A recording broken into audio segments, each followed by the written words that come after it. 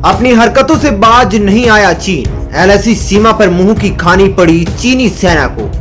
भारत ने एलएसी सीमा पर दिया चीन को मुंह तोड़ जवाब।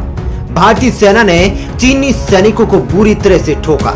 जी हां, इस समय एलएसी सीमा पर चीन और भारत के बीच में युद्ध के बादल मंडरा चुके हैं और लद्दाख से लेकर अरुणाचल प्रदेश तक चीनी और भारतीय सेना आपस में टकरा रही है। और हाल ही में एक ऐसा मामला सामने आया जहां पर चीनी सैनिकों को भारतीय सेना ने धो धो कर मारा। भारतीय सैनिकों ने चीनी सैनिकों के मंसूबे पर पानी फेरते हुए उनके कई सैनिकों को अस्थायी रूप से हिरासत में लिया। न्यूज 18 को मिली जानकारी के मुताबिक अरुणाचल प्रदेश के तवांग में चीनी सैनिकों ने घुसपैठ कर भारतीय सीमा पर बने खाली बंकरों को नुकसान पहुंचाने की कोशिश की थी, लेकिन भारतीय सेना ने उनके इरादों को विफल करते हुए उन्हें खदेड़ कर रख दिया। मिली जानकारी के मुताबिक घटना पिछले हफ्ते वास्तविक नियंत्रण रेखा एलएसी के करीब बुमला और यांगत्से के सीमा दरे के बीच हुई है। सूत्रों के अनुसार चीन के सैनिकों ने वास्तविक नियंत्रण रेखा पर बॉर्डर पर घुसने की कोशिश की, जिसके बाद भारतीय सैनिकों ने इसका कड़ा विरोध करते हुए चीनी सैनिकों को अस्थायी रूप से हिरासत में ले लिया। इस समय पूर्वी लद्दाख के साथ साथ चीन अब बॉर्डर पर टकराव के नए नए मोर्चे खोलता दिख रहा है। उत्तराखंड के बाराहोती के बाद अब अरुणाचल प्रदेश में चीन के करीब 200 सैनिक तिब्बत की तरफ से भारत की सीमा में घुस आए थे। सूत्रों ने बताया कि पिछले हफ्ते चीनी सैनिक एलएसी क्रॉस कर भारत की तरफ आ गए थे और चीनी सैनिकों ने भारतीय बंकर तोड़ने की कोशिश करी थी, जिसके बाद भारतीय सैनिकों ने छोटी छोटी आंख वाले चीनियों को घसीट घसीट कर मारा। अरुणाचल प्रदेश के सेक्टर में एलएसी पर भारत और चीन के सैनिकों के बीच अच्छी खासी झड़प हुई और यह झड़प कुछ घंटे तक चली। इससे पहले यह झड़प कुछ ज्यादा देर तक चलती, उससे पहले ही भारत के फौलादी जवानों ने बहादुरी दिखाते हुए चीनी सैनिकों पर भारी पड़ गए और 200 चीनी सैनिकों को भारतीय सीमा में जबरदस्ती घुसने के लिए कैद कर लिया। सेना के सूत्रों ने बताया कि कुछ घंटे तक चली झड़प के बाद तय प्रोटोकॉल के हिसाब से मसले को सुलझा लिया गया। भारत की तरफ से किसी तरह का कोई नुकसान नहीं हुआ है, लेकिन एलएसी सीमा पर जबरदस्ती चीनी सैनिकों की घुसने और बंकर तोड़ने के कारण भारत ने तकरीबन 200 चीनी सैनिकों को कुछ घंटे के लिए हिरासत में ले लिया था। कुछ मीडिया रिपोर्ट्स में दावा किया जा रहा है कि चीनी सैनिकों ने खाली बंकरों को नुकसान पहुंचाने की कोशिश की। तवांग में भारतीय सैनिकों ने चीन के जवानों को हिरासत में ले लिया। हालांकि यह कुछ देर के लिए अस्थायी ही था, लेकिन सेना की तरफ से बंकर तोड़ने वाली बात को नकारा गया है। सेना के सूत्रों ने बताया कि लाइन ऑफ एक्चुअल कंट्रोल यानी एलएसी सीमा पर दोनों देशों के अपने परसेप्शन है। कोई देश कहां तक अपनी सीमा मानता है और कोई देश कहां तक अपनी सीमा मानता है।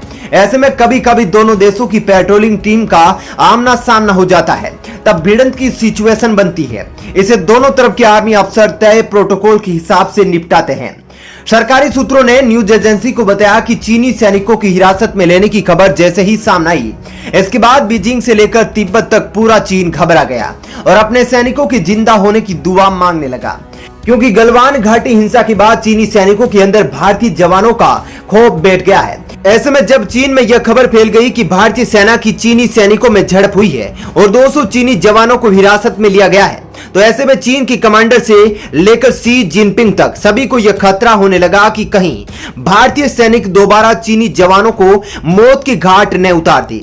दोस्तों, इस समय एलएसी सीमा पर पेट्रोलिंग कर रही चीनी सैनिकों के मन में भारतीय जवानों का खौफ अंदर तक बैठा हुआ है। हालात तो यह है कि उन्होंने अपने पेट्रोलिंग ट्रैक से लेकर अपने पेट्रोलिंग टुकड़ी की संख्या तक बदल दी है। चीनी सैनिक जो पहले पैदल पथ वाले रास्तों से एलएसी सीमा की पेट्रोलिंग करते थे, अब उन्होंने पैदल पेट्रोलिंग को बहुत ही कम करते हुए जहां पर ट्रक और गाड़ी आ जा सके उस रास्ते से सीमा की पेट्रोलिंग करना शुरू कर दिया है, ताकि वे भारतीय सैनिकों से सुरक्षित बचे रहे।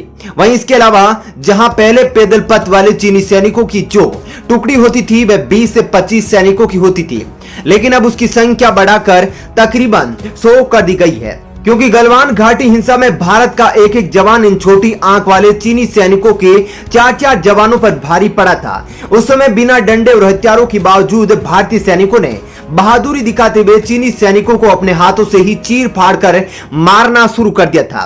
ऐसे में जैसे ही चीनी सैनिकों की हिरासत की खबर चाइना में फैली, इसके बाद तुरंत एक स्थानीय सैन्य कमांडर स्तर की वार्ता हुई, जहां पर भारत के और चीन के कमांडर मिले और इस झड़प के तहत भारतीय सैनिकों द्वारा हिरासत में ले गए चीनी सैनिकों को रिहा करने की बात की गई। इसके बाद भारत ने भी कुछ घंटों के बाद हिरासत में लिए 200 चीनी सैनिकों को छोड़ दिया और चीनी सेना के कमांडर को यह चेतावनी दी कि अगर दोबारा चीनी सैनिक भारतीय सीमा में जबरदस्ती घुसे तो उनकी मौत का कसूरवार चीन ही होगा, भारत नहीं।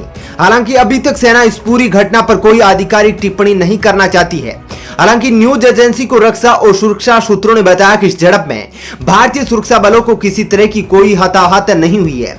दोस्तों, अब इस समय एलएसी सीमा पर भारत और चीन दोनों ने भारी मात्रा में अपनी सेना तैनात करके रखी है और दोनों देशों ने एलएसी सीमा को हथियारों से भर दिया है। जहां चीन ने भी सीमा पर अपने S-400 मिसाइल डिफेंस सिस्टम को तैनात कर रखा है और अपनी न्यूक्लियर बैलिस्टिक मिसाइल DF-2621 को भी अरुणाचल सीमा के नजदीक अपने सैन्य अड्डे पर तैनात कर रखा है। वहीं भारत ने भी एलएसी सीमा पर चीनी सेना को टक्कर देने के लिए लद्दाख के समीप अपने न्योमा एयरबेस पर तेजस, राफेल और सुखोई 13 जैसे लड़ाकू विमानों को स्पाइस 2000 बम, ब्रह्मोस मिसाइल, आकाश प्राइम और नाग जैसी मिसाइलों से लेस करके एलएसी सीमा के नजदीक तैनात कर रखा है।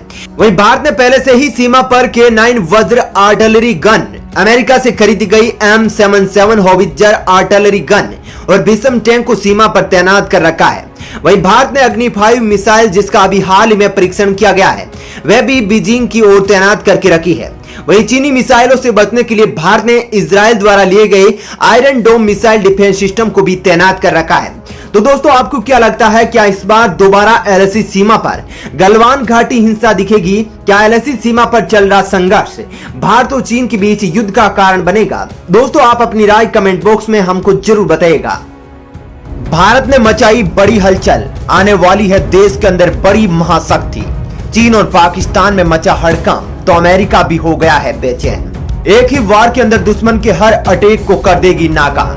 जी हां, इस वक्त भारत का सामना दो मोर्चों पर दुश्मनों के साथ भयंकर रूप से हो रहा है। भारत को हर कदम को फूंक फूंक कर रखकर चलना पड़ रहा है। न जाने दुश्मन जो घात लगाकर बैठा है भारत के लिए कोई नई चुनौती को जन्म न दे दे। लेकिन भारत अब लगातार अपनी क्षमताओं को बढ़ाने में लगा है और जो खुशखबरी रूस के द्वारा दी जा रही है और हमारे वायुसेना प्रमुख VR चौधरी के द्वारा जो स्टेटमेंट सामने आ रहा है, इससे भारत की ताकत इस साल के अंत तक कई गुना और बढ़ जाएगी। स्पेस के अंदर भारत बादशाह बन जाएगा और दुश्मन के हर अटैक को एक ही वार के अंदर नाकाम कर देगा।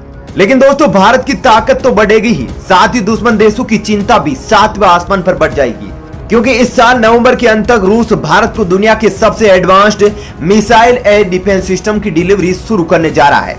यह डिफेंस सिस्टम इतना खतरनाक है कि दुश्मन के किसी भी हवाई हमले को देश की सीमा के अंदर घुसने से पहले ही नष्ट कर देगा और एक साथ 36 राउंड फायर करके दुश्मन के हर अटैक को नाकाम कर देगा।